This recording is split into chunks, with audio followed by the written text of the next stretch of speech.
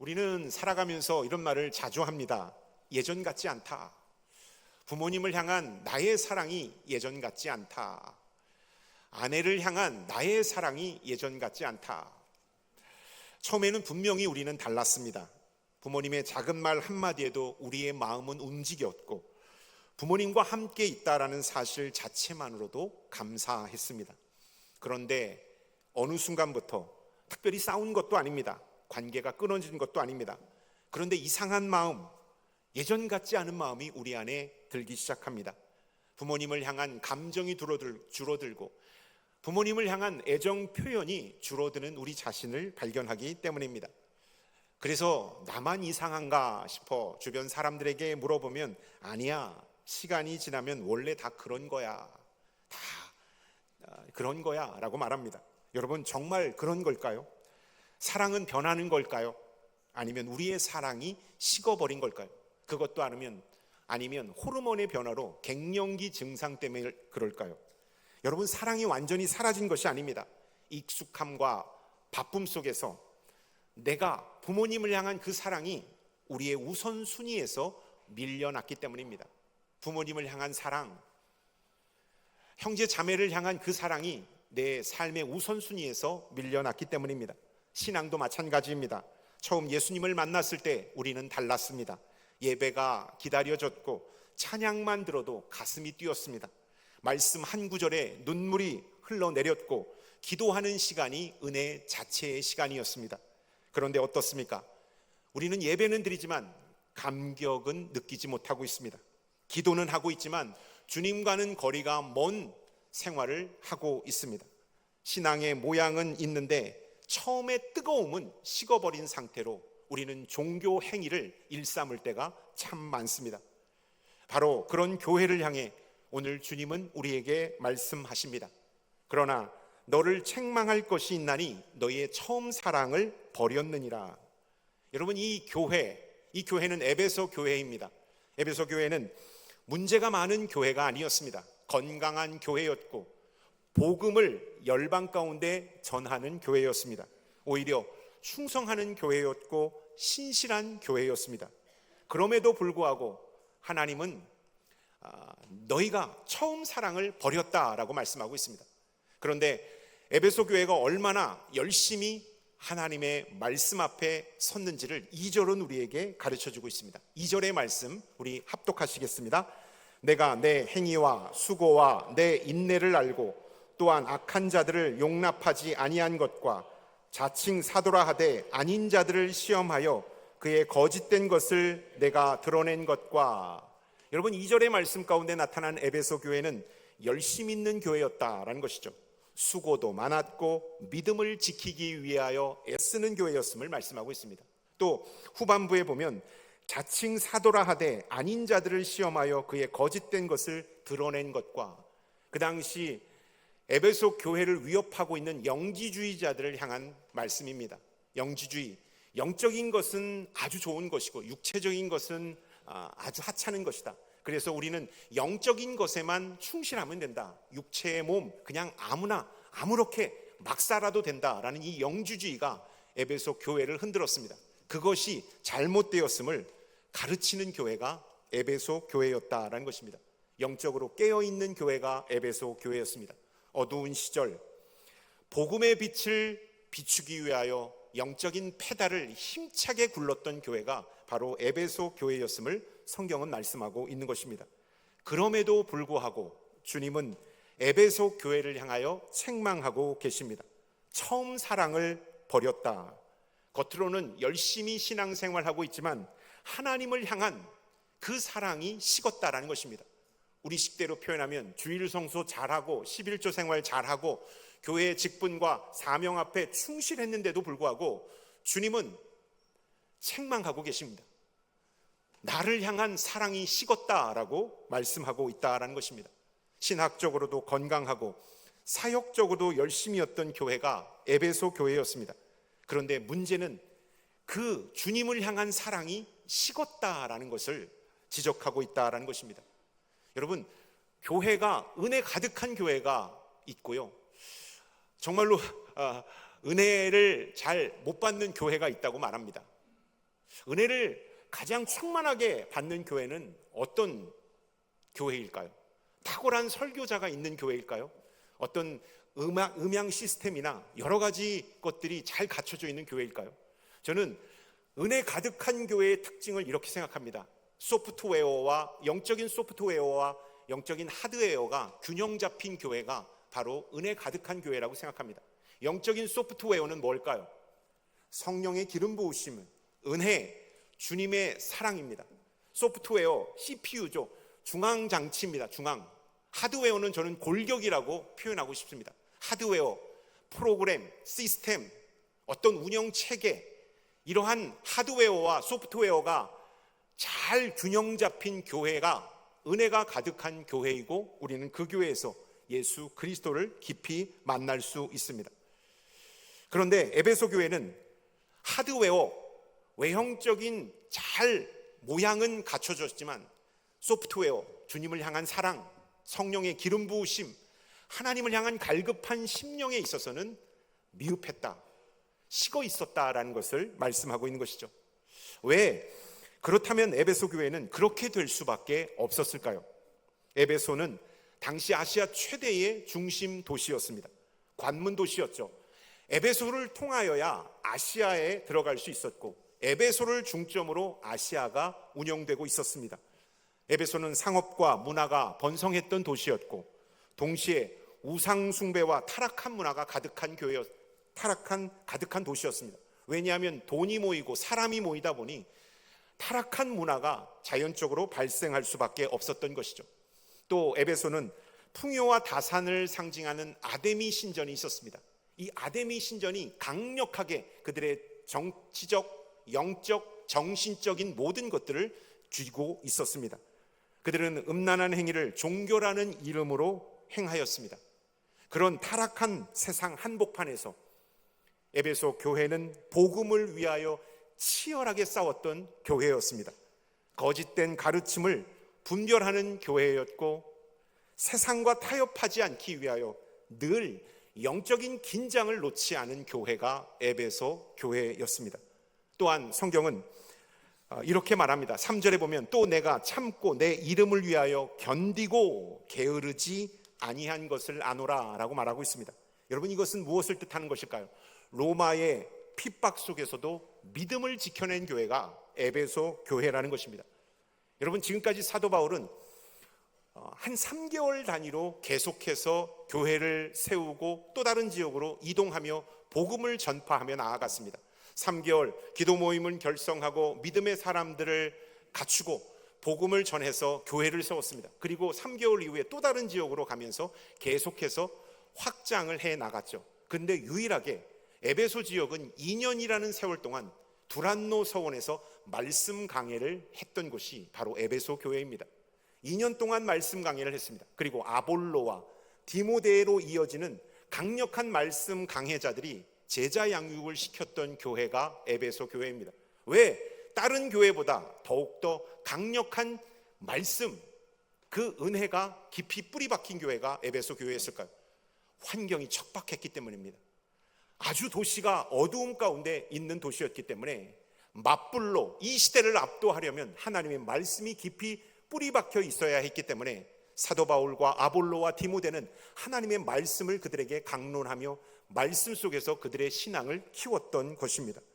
그로 인하여 에베소 교회는 영적으로 든든히 세워졌습니다.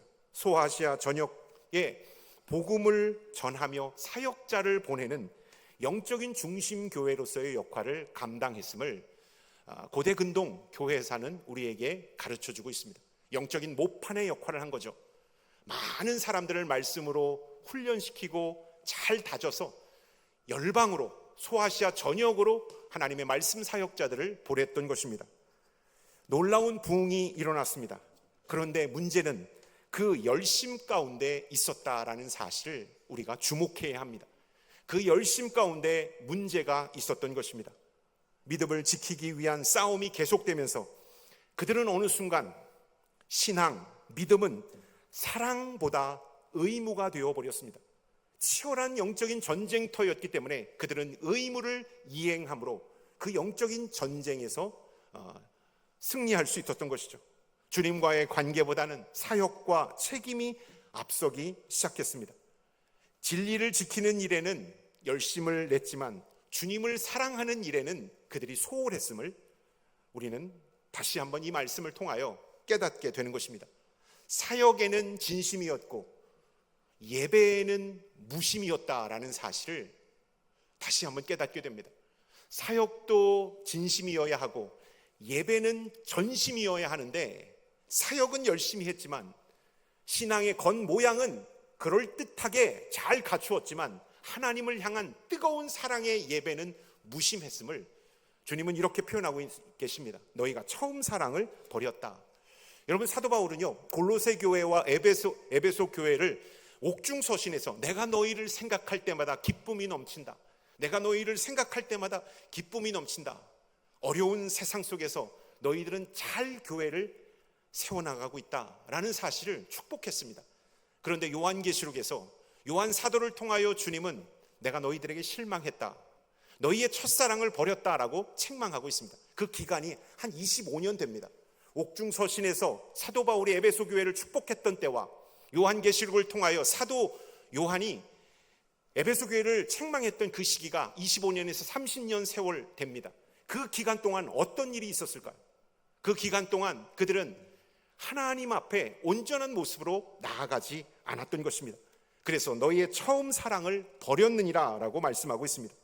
겉보기에는 그럴듯하게 문제가 없어 보입니다. 열심도 있었습니다. 헌신했습니다. 신앙의 모습이 남아 있습니다. 그런데 빠진 것이 있다면 주님을 향한 사랑이 없었다라는 것입니다. 에베소 교회의 성도들은 억울했을지 모릅니다. 왜요? 우리 열심히 하고 있잖아요. 이 어두운 시대에 복음의 빛을 여전히 밝히고 있잖아요. 우리가 뭐가 잘못됐습니까? 우리 주일 성수도 잘하고 헌금 생활도 잘하고 선교도 잘하고 있는데 무엇이 빠졌습니까? 라고 에베소 교회 성도들은 억울함을 표현했을지 모르겠습니다. 그러나 주님은 한 가지 빠진 것이 있다면 나를 향한 사랑이 식어버렸다라고 말씀하고 있다는 것입니다. 겉은 살아 있었지만 속은 식어버린 상태가 되었음을 말씀하고 있습니다. 여러분, 권태기의 부부를 생각하면 이해가 쉽지 않을까요? 여러분, 이혼한 것도 아닙니다. 크게 싸운 것도 아닙니다. 어떤 큰 트러블이 있었던 것도 아니에요. 근데 서로를 향한 마음이 냉랭한 거예요. 똑같이 한 이불을 덮고 자고 음식을 차려주고 함께 마트도 가고 똑같이 행동합니다. 변한 거 하나도 없습니다. 그런데 서로를 향한 마음이 식었어요. 서로를 향한 마음이 없습니다. 이런 표현을 쓰면 너무 심한가요? 소 닭 쳐다보듯 할 때가, 이거는 삭제해 주십시오.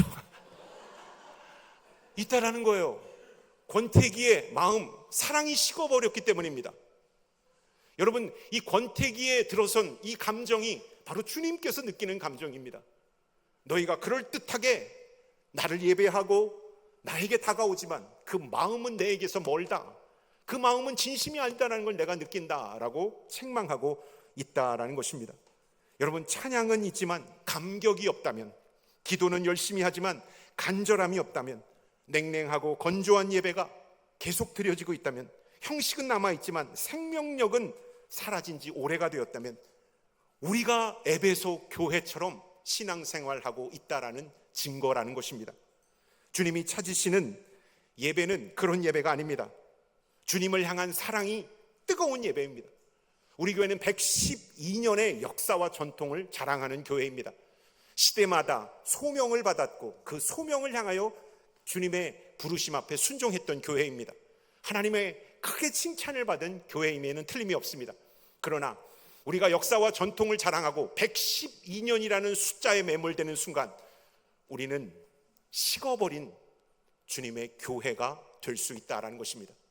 112년의 역사가 중요한 것이 아니라 이 시대에도 하나님은 남산교회를 통하여 일하신다라는 시대적 소명과 부르심 앞에 충성하고 이 시대에 우리 교회가 어떻게 하나님 앞에 쓰임받을 수 있을 것인지를 고민하고 기도하며 나아갈 때 하나님은 남산교회를 통하여 112년 된 남산교회를 통하여 더 크고 비밀한 일을 행하실 줄로 믿습니다. 아멘. 주님을 향한 처음 사랑이 살아있는 교회, 예배 속에 감격이 있는 교회, 주님과의 관계가 날마다 살아있는 교회가 주님이 원하시는 교회라는 사실입니다. 주님은 책망만 하시지 않으셨습니다. 회복의 길을 제시하셨습니다. 주님은 사도 요한을 통하여 에베소 교회를 책망하셨습니다. 그러나 책망만 하지 않으셨습니다. 솔루션, 해결책을 3가지 제시해 주셨습니다. 이렇게 행할 때 너희 처음 식었던 사랑, 처음 받았던 그 믿음, 식었던 사랑이 회복될 것임을 말씀하고 있습니다. 5절의 말씀, 해결책을 이렇게 말씀하고 있습니다. 5절의 말씀을 함께 읽겠습니다. 그러므로 어디서 떨어졌는지를 생각하고 회개하여 처음 행위를 가지라. 만일 그리하지 아니하고 회개하지 아니하면 내가 내게 가서 내 촛대를 그 자리에서 옮기리라. 아멘. 주님은 해결책 3가지를 주시고 경고의 메시지를 마지막으로 하고 계십니다. 주님이 찾으시는 교회가 다시 회복되는 방법, 솔루션 1은 기억하라는 것입니다. 어디서 떨어졌는지를 생각하라는 거예요. 에베소 교회가 언제부터 주님과 멀어졌는지, 주님을 향한 사랑이 식었는지를 기억하고 그때를 더듬으라고 이렇게 말씀은 가르쳐주고 있습니다. 복음 때문에 가슴 뛰었던 시간, 기도할 때 눈물을 흘렸던 시간, 예배 가운데 하나님의 임재를 경험했던 그때를 기억하고 그때와 멀어졌던 그 사건을 기억하라고 말씀하고 있습니다. 여러분, 기억이 마음을 다시 살리기 때문에 주님은 기억하라고 말씀하고 있는 것입니다. 근데 우리가 눈여겨봐야 될 것은 멈추고 돌아보라는 것입니다. 가던 길을 멈추고 돌아보라는 것입니다. 어디서부터 주님과 멀어졌는지, 언제부터 주님을 향한 그 사랑이 식었는지 생각해보고 점검해보라고 말씀하고 있습니다. 여러분, 한국교회가 큰 위기를 겪고 있습니다.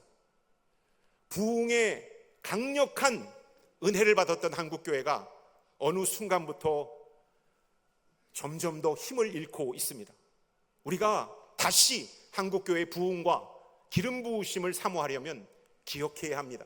언제부터 우리는 주님으로부터 멀어졌는지, 언제부터 예배의 감격과 주님을 향한 뜨거운 사랑을 잃어버렸는지를 고민해야 합니다. 한 영혼을 언제부터 소중하게 여기지 않았는지, 하나님께 예배하는 것보다 형식을 갖추는 것에 우선순위를 언제부터 두었는지를 고민해야 합니다. 여러분, 어버이줄이죠. 오늘도 카네이션을 달고 자리에 앉아 계신 아버님, 어머님들이 계십니다. 더욱더 건강할 수 있기를 바라고 믿음 안에서 강건할 수 있기를 축복합니다. 제가 이렇게 이남 이녀 중에 막내고 나름대로는 효자라고 자칭을 했는데 어느 순간부터 어머님을 향한 효심, 어머님을 향한 그 열심이 예전만 못하다라는 것을 깨닫게 됩니다. 언제부터인가 라고 고민해 봤더니 가정을 이루고 내리사랑을 실천할 때부터 부모님을 향한, 어머님을 향한 사랑이 반으로 줄었고 그 사랑이 식어졌음을 오늘 설교 준비를 하면서 깨닫게 되었어요. 그리고 어머님께 전화를 드렸고 솔직하게 죄송하다는 말씀 드리면서 교제를 나눴습니다. 여러분, 언제부터 우리가 하나님과 멀어졌는지, 어떠한 계기로 인하여 하나님과 소원한 관계가 되었는지를 우리가 다시 한번 고민하고 다시 한번 회복될 수 있는 저와 여러분들이 될 수 있기를 축원합니다. 저는 지난주에 우리 장로님들과 한 집사님과 함께 식사의 교제를 나눴어요. 여러분도 아마 사진 보면 아시겠지만 대학 때까지 우리와 함께 신앙생활했던 집사님이십니다. 그런데 학교를 졸업하고 서울로 이사를 가셔서 직장 생활하면서 다른 교회를 다니셨어요. 그러면서 시간이 지났어요. 그리고 나서 나를 신앙교육했던 선생님이 생각났다고 그럽니다. 나를 어릴 적 가르쳤던 반사, 나에게 하나님의 말씀을 전해주고 기도해 주셨던 선생님이 생각났다고 합니다. 그래서 그 선생님을 정기적으로 찾아뵙고 인사 나누고 식사의 교제를 하는 자리에 저를 초대했어요. 집사님이 이렇게 식사 자리를 하고 감사의 말을 했습니다. 장로님이 그때 우리 선생님이셨잖아요. 그때 저에게 금일봉을 주셨어요. 그리고 잘 해보라고 격려해 주셨어요. 저는 그때를 잊지 못합니다. 그때 장로님의 사랑, 선생님의 그 가르침이 있었기 때문에 제가 곁길로 나가지 않고 지금 이 순간도 주님 안에 있음을 느낍니다 라고 그 집사님이 그렇게 말씀을 해주시는 거예요. 여러분, 기억하는 것입니다. 과거를 기억할 때 우리는 다시 회복될 수 있음을 성경은 오늘 우리에게 말씀하고 있습니다. 두 번째 솔루션, 회개하라는 것입니다. 식었던 그 교회를 회복시킬 수 있는 두 번째, 회개하라는 것입니다. 방향을 바꾸라고 말씀하고 있습니다. 여러분, 회개는 후회가 아닙니다. 뜨거운 눈물 한 방울 흘리는 것으로 회개가 끝난 것이 아닙니다. 회개는 방향을 바꾸는 것입니다. 하나님보다 더 사랑했던 것, 하나님보다 앞세웠던 것, 그 자리를 차지했던 것을 내려놓고 다시 하나님을 내 삶의 중심에 모시는 것, 이것이 바로 회개입니다. 이것이 바로 방향 선회라는 사실입니다. 주님이 찾으시는 교회, 그 교회는 하나님 앞에 다시 방향을 돌이키는 교회라는 사실을 성경은 말씀하고 있습니다. 여러분, 우리가 주님을 향한 사랑이 식어졌다면, 예전에 그 뜨거웠던 믿음이 온데간데 없다면, 여러분, 방향을 선회할 수 있는 저와 여러분들이 될 수 있기를 주님의 이름으로 축원합니다. 세상을 마음의 중심에 모셨던 모든 것들을 내려놓고 주님을 내 삶의 중심으로 모시고 방향을 예수 그리스도께 맡길 때 우리는 다시 뜨거워질 수 있고 다시 우리의 신앙은 회복될 수 있는 것입니다. 마지막 세 번째 솔루션을 이렇게 말합니다. 처음 행위를 가지라라고 말하고 있습니다. 재헌신하라는 겁니다. 여러분, 처음 행위, 어떤 행위를 말할까요? 처음 믿었을 때의 모습을 가지라는 겁니다. 하나님은 에베소 교회 성도들이 처음 신앙에 가졌을 때를 아주 귀하게 여겼음을 다시 한번 이 말씀을 통하여 깨닫게 됩니다. 어려운 척박한 상황 속에서 교회를 세우고 기도하고 거짓 선지자들을 몰아내고 하나님 말씀 앞에서 충만해지기 위하여 몸부림쳤던 처음 모습을 하나님은 회복하라고 말씀하고 있습니다. 그때가 좋았다. 처음이 좋았다. 그 처음에 내가 영광을 받았다. 처음으로 돌아가라 라고 하나님은 말씀하고 있다라는 것입니다. 여러분, 기도는 습관이 되고 말씀은 의무가 되고 하나님보다 더 중요한 것들이 많아졌다면 다시 처음으로 돌아갈 수 있는, 그리하여 재헌신할 수 있는 저와 여러분들이 다 될 수 있기를 주님의 이름으로 축원합니다. 제가 이제 대구에 왔을 때 대구 목사님들을 잘 모르고 또 대구에 와가지고 새로 세대 교체된 목사님들을 잘 모르는데 목사님들이 연락을 하고 교제를 하면서 지금은 정기적인 모임도 여러 곳에서 이렇게 만나고 있습니다. 스터디하는 모임도 생겼고 식사하는 모임도 생겼고 좀 교제하는 모임이 있습니다. 근데 이번에는 좀 특별한 목사님들끼리 단합을 했어요. 대구제일교회 담임 목사님, 삼덕교회 목사님이 함께 한 달에 한 번 우리가 교제를 가집시다. 근데 세 분 중에 한 목사님이 저한테 전화를 주셨어요. 목사님, 우리 친해집시다. 갑자기 친해집시다. 우리 진짜 친해집시다. 왜냐하면 우리 교회는 역사를 함께한 교회입니다. 굴곡진 대구 복음화의 역사 한복판에서 서 있었던 교회가 대구 제일교회고 남산교회고 삼덕교회입니다. 아마 우리가 친해진다면 하나님께서 기름 부어 주실 거예요. 중구를 떠나지 않았고 여기서 계속해서 주님의 몸된 사명을 감당하고 있습니다. 우리가 친해진다면 성도님들이 좋아하실 거예요. 장로님들이 기뻐하실 거예요. 우리 제대로 한번 목회해 봅시다. 목회적 훈련을 다 거치고 담임 목사로 이 자리에 온 만큼 진짜 열정을 한번 쏟아 부읍시다. 그렇게 목사님이 말씀하시더라고요. 제가 그 소리 듣다가 아멘 했어요. 은혜가 되더라고요. 예, 그렇게 할게요. 진짜 우리 친해집시다. 억지로라도 친해집시다. 한 달에 한 번 만나서 교제 나누고 함께 비전 공유하고 어떻게 교회를 섬기고 성도를 섬기고 어떻게 대구 복음화를 위하여 애쓸 것인지를 한번 불태워 봅시다. 갑시다. 그러면서 두 번째 만남을 가졌어요.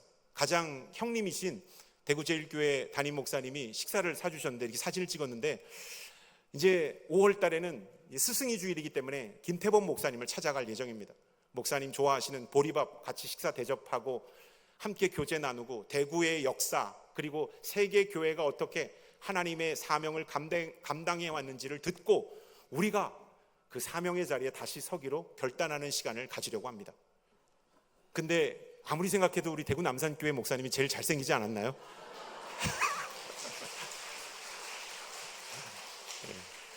농담입니다. 사명을 다지려고 합니다. 그리고 지난주 토요일 날 제 마음이 뜨거웠던 시간이 있었어요. 제가 동부교회에 아시는 지인께서 결혼식을 하셔서 먼저 인사를 드리고 이렇게 교회로 다시 왔습니다.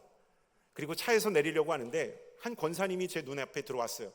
우리도 이제 좀 있으면 결혼식장, 제가 주례가 있고 정혜랑 권사님, 우리 따님, 우리 가영 집사님 결혼 예식 때문에 저희도 출발해야 돼요. 이제 차에서 내려서 봉고차로 가려고 딱 문을 열려고 하는데 한 권사님이 들어왔어요.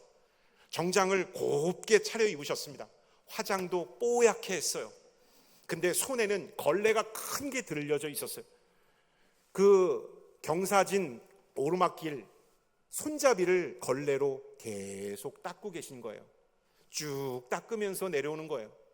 그리고 기도하면서 찬송하면서 내려오는 게 입술에서 보여요. 제가 그 모습을 보는데 가슴이 뭉클해졌어요. 그리고 나서 하나님께서 저에게 한 번 빵 쳤어요. 당신이 섬기는 교회가 그런 교회야.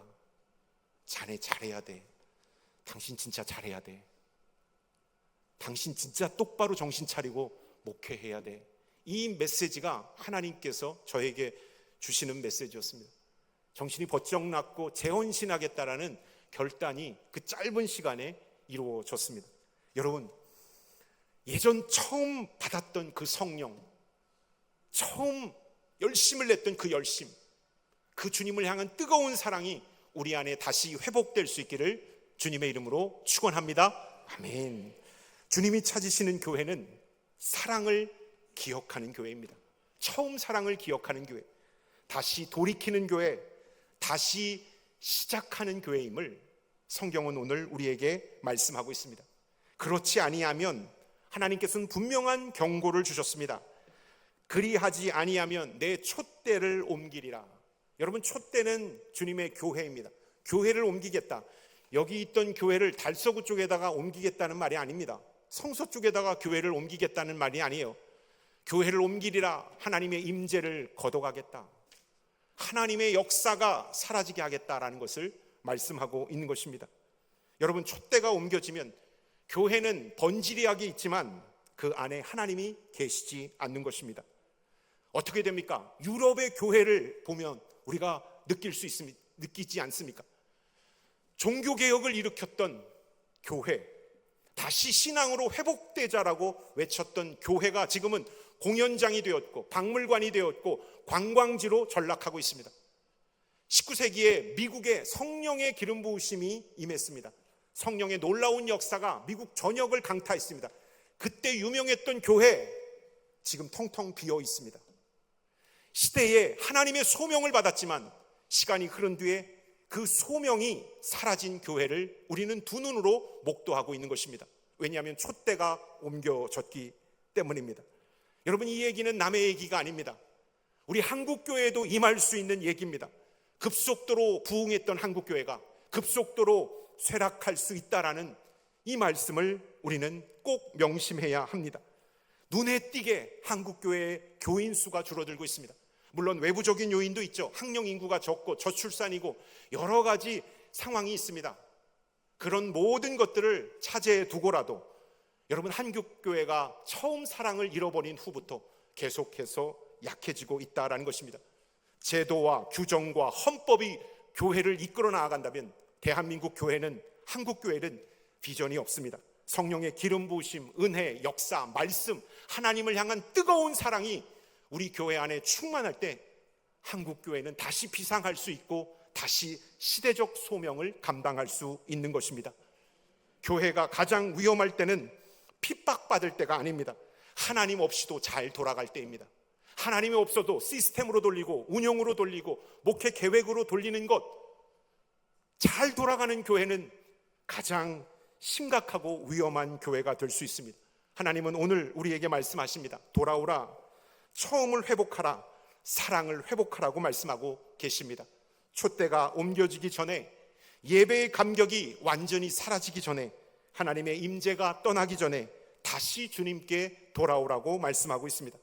여러분, 오늘 이 시간 잃어버렸던 주님과의 첫사랑이 회복되는 은혜가 있기를 주님의 이름으로 축원합니다. 아멘.